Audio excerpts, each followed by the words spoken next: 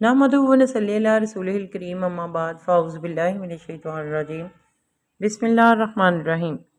Dear students of 9th class, آج ہمارا 6 chapter start ہونے جا رہا ہے اور 10th کلاس کا، ٹھیک ہے۔ ہدایت کے سرچشمے اور مشاہیر اسلام چیپٹر کا نیم ہے۔ حضرت امام زید بن علی ہمارا ٹاپک ہے۔ آپ کو یاد ہے کہ ہم نے 9th کلاس کی بک میں امام زین العابدین کے بارے میں پڑھا تھا۔ امام زین العابدین حضرت امام حسین کے بیٹے تھے اور حضرت امام زید بن علی حضرت امام زین العابدین کے بیٹے ہیں۔ ان کے بارے میں آج ہم ان کے حالات زندگی جانیں گے۔ اس کے علاوہ حضرت امام زید بن علی کی سیرت و کردار سے آگاہ ہوں گے۔ عبادت، ریاضت، دینی معاشرتی خدمات پہ روشن پہلوؤں پہ ہم روشنی ڈالیں گے۔ امام زید بن علی کے اخلاق و صفات کے بارے میں جانیں گے اور یہ بھی دیکھیں گے کہ ہمیں حضرت امام زید بن علی کی سیرت سے کیا سبق حاصل ہوتا ہے۔ تو ہم اپنا لیکچر سٹارٹ کرتے ہیں۔ حضرت امام زید بن علی رحمۃ اللہ علیہ حضرت امام زین العابدین کے بیٹے اور حضرت امام حسین کے پوتے ہیں۔ آپ رحمۃ اللہ علیہ اہل بیت اطہار میں نمایاں شخصیت رکھتے ہیں۔ آپ رحمۃ اللہ علیہ کی ولادت باسعادت 76 ہجری کو مدینہ منورہ میں ہوئی۔ حضرت امام زین العابدین کے بیٹوں میں حضرت امام باقر کے بعد آپ کو نمایاں حیثیت حاصل ہے۔ آپ رحمۃ اللہ علیہ بلند قامت تھے، مطلب ان کا قد جو ہے وہ لمبا تھا، حسین و جمیل باوقار شخصیت کے حامل تھے۔ صرف 13 سال کی عمر میں قرآنی علوم میں مہارت حاصل کی، اس لیے آپ کو حلیف القرآن کا لقب بھی دیا گیا اور آپ حلیف القرآن کے لقب سے ہی مشہور ہوئے۔ آپ رحمۃ اللہ علیہ نے دین اسلام کی اشاعت و تبلیغ کے لیے حجاز، شام اور عراق کا سفر کیا۔ حضرت امام زید بن علی نے حضرت محمد بن حنیفہ رحمۃ اللہ علیہ کی پوتی سیدہ ریتا رحمۃ اللہ علیہ سے نکاح فرمایا۔ آپ رحمۃ اللہ علیہ نے بیشتر علوم اپنے والد حضرت امام زین العابدین سے اور اپنے بھائی حضرت امام باقر سے حاصل کیے، یعنی ان کے والد جو حضرت امام زین العابدین تھے اور حضرت امام زین العابدین نے اپنے والد جو ہیں وہ چچا حضرت حسن اور حسین سے اگر علم حاصل کیا تھا، اور دیکھیں کہ ان کے دین اور علم کا لیول کیا ہوگا بچوں، تو انہوں نے اپنے بھائی حضرت امام باقر سے بھی علم حاصل کیا تھا۔ آپ رحمۃ اللہ علیہ کے والد ماجد حضرت امام زین العابدین کی وفات ہوئی تو اس ٹائم جو ہے وہ بچوں ان کی عمر مبارک جو تھی وہ 18 برس تھی صرف۔ والد کی وفات کے بعد آپ رحمۃ اللہ نے اپنے بھائی حضرت امام باقر رحمۃ اللہ کی سرپرستی میں آ گئے تھے۔ حضرت امام زید بن علی رحمۃ اللہ علیہ مدینہ منورہ کے جید اور اکابر علماء میں مرکزی حیثیت رکھتے تھے، کیونکہ ان کے پاس نالج بہت زیادہ تھا، علم ہائی لیول کا تھا۔ وہ اپنے چچا اپنے والد سے انہوں نے وہ علم حاصل جو کیا، اور ان کے والد نے اپنے چچا اور والد حضرت حسن اور حسین سے جو علم حاصل کیا، اور حسن اور حسین کے علم کا آپ کو پتہ ہے کہ انہوں نے حضرت فاطمہ الزہرا جو کہ ان کی والدہ تھی اور حضرت علی جو ان کے والد تھے، اور نبی کریم صلی اللہ علیہ وآلہ وسلم سے ڈائریکٹ علم حاصل کیا تھا حضرت حسن اور حضرت حسین نے، اس لیے ان کا بھی جو اکابر علماء میں ان کے مرکزی حیثیت تھی۔ مختلف اسلامی علوم و فنون کے ماہر تھے، قرات، علوم قرآنیہ، عقائد، علم الکلام میں انہیں مکمل عبور حاصل تھا۔ یہ قرآن کے جتنے بھی شاخیں ہیں ان سب میں ان کو مکمل عبور حاصل تھا۔ علم اصول حدیث کے ماہرین نے آپ کو حدیث روایت کرنے میں تابعین میں شمار کیا ہے۔ تابعین، صحابہ، میں نے تینوں کے بارے میں آپ کو بتایا کہ صحابہ وہ ہوتے ہیں جنہوں نے نبی کریم صلی اللہ علیہ وسلم سے ڈائریکٹ علم حاصل کیا، ان کے پاس بیٹھے، ان سے علم حاصل کیا اور ان سے ان کی احادیث لی۔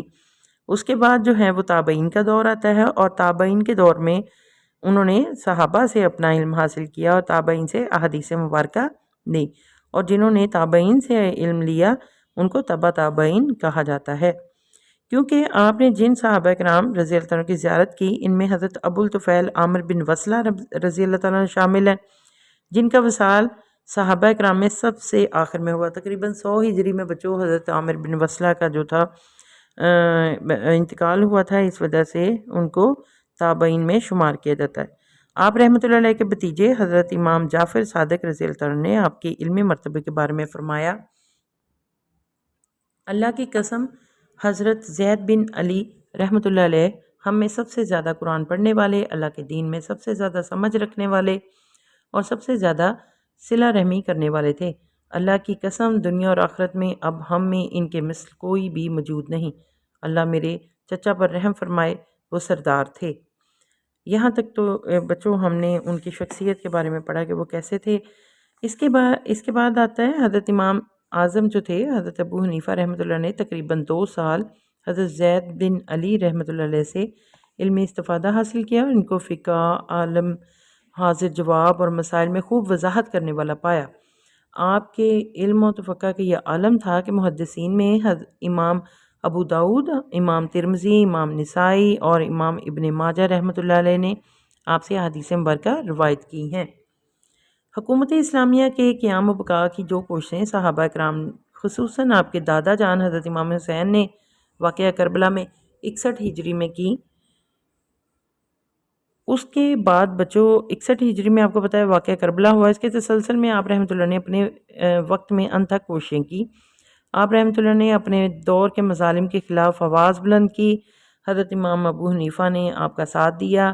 اہل بیت نبوت کے اس عظیم و ناز جو یہ چراغ تھے، چشم و چراغ تھے، ان کی محبت کا یہ عالم تھا کہ 40,000 لوگوں نے آپ کے ہاتھ پر بیعت کی تھی۔ فقہ زیدیہ جو ہے وہ آپ کی نسبت ہی سے مشہور ہے، اور آپ کا یمن کے اندر باقاعدہ آپ کی جو طور پر آپ سے منسوب ایک حکومت قائم ہوئی۔ آپ کے پیروکاروں میں ایک بڑی تعداد یمن میں پائی جاتی ہے اور فقہ زیدیہ سے یہ ریلیٹڈ ہے۔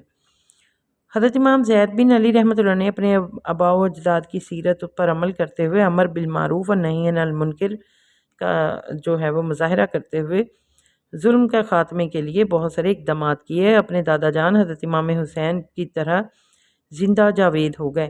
آپ رحمۃ اللہ علیہ کو کتاب و سنت کی پیروی اور جابر حکمران سے جہاد اور محروم افراد کی حمایت کی دعوت دیتے تھے۔ آپ رحمۃ اللہ علیہ قرآن مجید کے جید عالم تھے۔ آپ کی آراء میں قرآن مجید کو مرکزیت حاصل تھی۔ آپ کے شاگردوں میں ایک طویل فہرست ہے۔ مختلف موضوعات پر آپ نے متعدد اہم کتب تصنیف کی ہیں، اور حضرت امام زید بن علی نے اتحاد امت کا جذبہ جو تھا ان میں بھی کوٹ کوٹ کے بھرا ہوا تھا، جو کہ ان کو خاندان میں ہی ملا تھا، جو جیسے کہ حضرت امام جعفر اور امام زین العابدین، اور ان سب میں بھی یہ جذبہ پایا جاتا تھا۔ آپ رحمۃ اللہ علیہ اکثر فرمایا کرتے تھے، واللہ میں پسند کرتا ہوں کہ رات کے تارے میرے ہاتھ لگیں اور وہاں سے گر کر میرا جسم ٹکڑے ٹکڑے ہو جائے، اور اللہ اس کے عوض امت محمدیہ میں اتحاد پیدا کر دے۔